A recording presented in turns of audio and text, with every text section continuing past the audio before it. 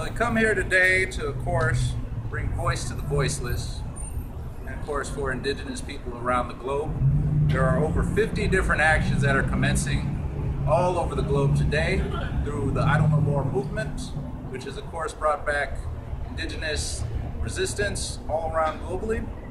My name is Conan Brightman. I'm the Executive Director of United Native Americans, and I'd like to give a talk about what we're here at the Bureau of Indian Affairs and of course IHS Federal Building, which is at the John Moss Federal Building located at 650 Capitol Mall Street.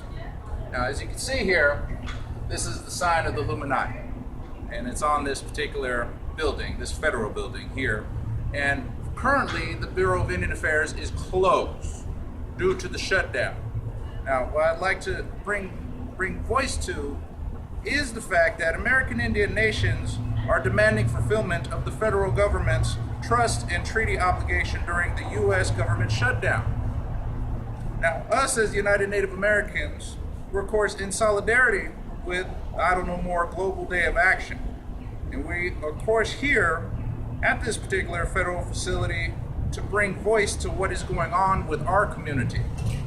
Now, we as the Indigenous community demand that the humane crisis that our people are suffering from be acknowledged and resolved immediately.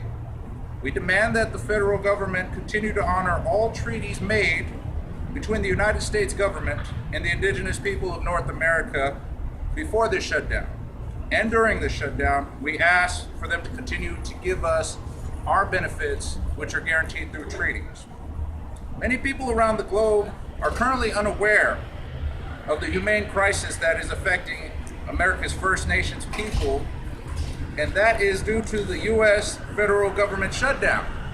The federal government has all but cut its aid to the American Indian community. The Bureau of Indian Affairs, or BIA, or Bully Indians around as we call them, was originally founded under the United States War Department on March 11, 1824. As of now, with the status of the nation's government in limbo, the BIA being deemed a non-essential governmental agency, thus our people's needs are not a priority. Tribes are unfairly suffering from an ongoing pattern of neglect by the federal government.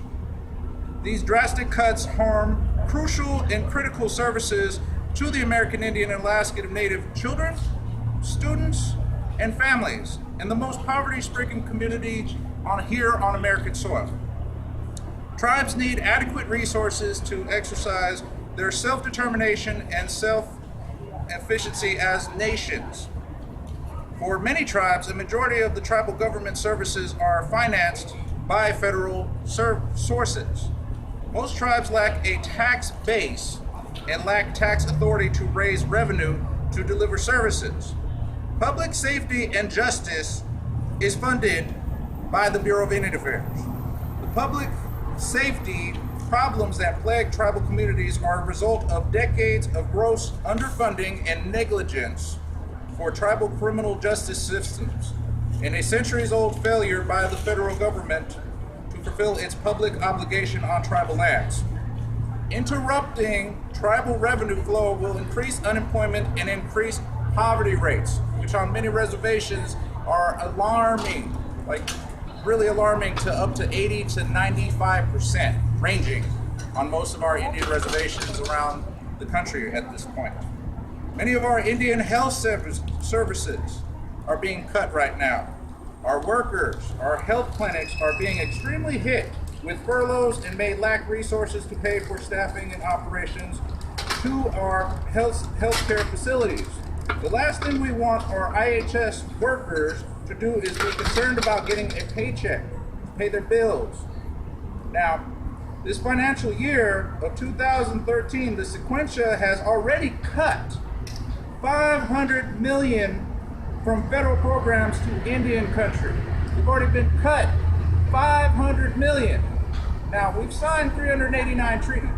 With 389 treaties, we gave away over 1 billion acres of land. Now, we've already losing out on rent because these banks that don't actually own our property are actually the ones reaping in the benefits right now. Federal government of course, bailed them out and gave them so many billions of dollars, and now they're still illegally foreclosing on people. Now, there's a majority of federal employees who are not going to be able to make their monthly mortgage. They're all in danger of losing their homes right now, yet they work for the federal government who bailed out the banks.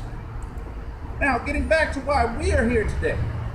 Now, although some tribes have implemented strategies that enhance economic development for our communities to supplement federal sources, such as lucrative Indian gaming, that does not supplant the federal government's duty to fulfill its treaty responsibilities and continue American diplomacy and development to the American Indian and Alaskan tribal communities by fulfilling its treaty obligations.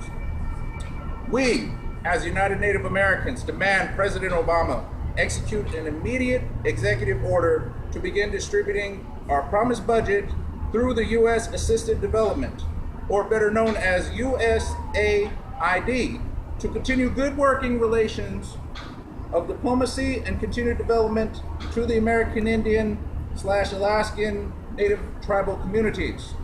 If President Obama and Congress will not honor its treaty commitment to the American Indian community, we can and will file sanctions with the UNSCSC and demand return of all of our stolen land.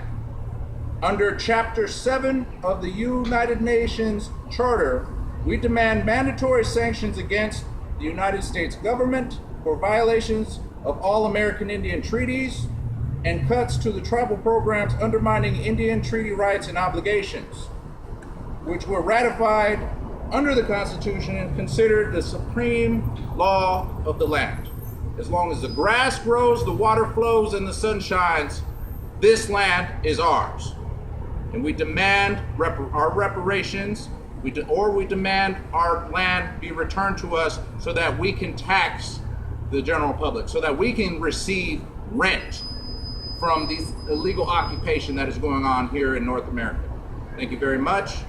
If you'd like to find out more about what we're doing, please Google us. We are called United Native Americans. We were the first militant Indian organization in the United States to rise to international prominence. We were involved in the takeover Alcatraz, Wounded Knee, a couple long walks across country. We led a group one time that took over Mount Rushmore, renamed it for our nation, the Lakota Nation, years before the American Indian movement took over Wounded Knee in 1973. Thank you very much. Doksha, Abo Matakis.